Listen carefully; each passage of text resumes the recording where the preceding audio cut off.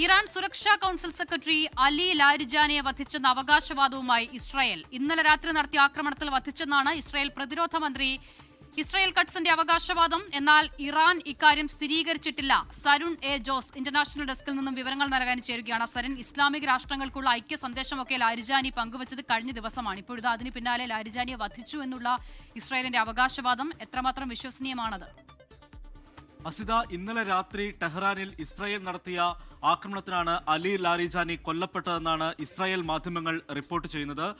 ഇക്കാര്യം ഇസ്രായേൽ പ്രതിരോധ മന്ത്രി ഇസ്രായേൽ കട്സാണ് ഇക്കാര്യം മാധ്യമങ്ങളോട് പറഞ്ഞത്. പക്ഷേ ഇസ്രായേൽ ഡിഫൻസ് ഫോഴ്സ് ഇക്കാര്യം സ്ഥിരീകരിച്ചിട്ടില്ല. അതേസമയം തന്നെ ഇസ്രായേലിന്റെ സൈനിക മേധാവി അടക്കം ഇന്നലെ രാത്രിയിൽ നടത്തിയ ആക്രമണത്തിൽ പ്രധാന നേതാക്കൾ കൊല്ലപ്പെട്ടെന്നുള്ള കാര്യം പറയുന്നുണ്ട്. പക്ഷേ അലി ലാരിജാനിയെ പേരെടുത്ത് പറയുന്നില്ല.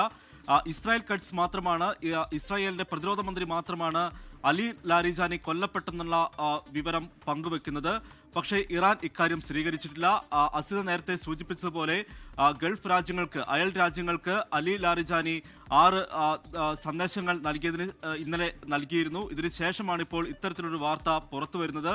ഇറാന്റെ ദേശീയ സുരക്ഷാ കൗൺസിൽ സെക്രട്ടറിയാണ് അലി ലാരിജാനി. നേരത്തെ തന്നെ ഇറാൻ ഭരണകൂടത്തിൽ, അതായത് അയത്തുള്ള അലി ഖമനയുമായി അടുത്ത ബന്ധമുള്ള ഇറാനിലെ ഏറ്റവും പ്രധാനപ്പെട്ട നേതാവാണ് അലി ലാരിജാനി. ഫെബ്രുവരി 28-ന് അലി ഖമനയെയും അതുപോലെ തന്നെ അദ്ദേഹത്തിന്റെ കുടുംബാംഗങ്ങളെയും ഇസ്രായേൽ വധിച്ച ശേഷം ഇറാൻ ഭരണത്തിന്റെ ചുക്കാൻ പിടിച്ചിരുന്നതും ഈ അലി ലാരിജാനി തന്നെയായിരുന്നു. ഇറാന്റെ പ്രത്യാക്രമണത്തിന് നേതൃത്വം നൽകിയതും അലി ലാരിജാനി തന്നെയാണ്.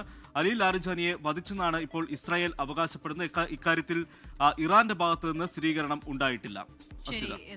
ലോകത്തെവിടെയായാലും ഏത് സമയത്തും 24 വാർത്തകളും ഓഗ്മെന്റഡ് റിയാലിറ്റി പാക്കേജുകളും എക്സ്പ്ലെയിനറുകളും വിശദമായി കാണാൻ ഞങ്ങളുടെ യൂട്യൂബ് ചാനൽ നിങ്ങൾക്ക് സബ്സ്ക്രൈബ് ചെയ്യാം.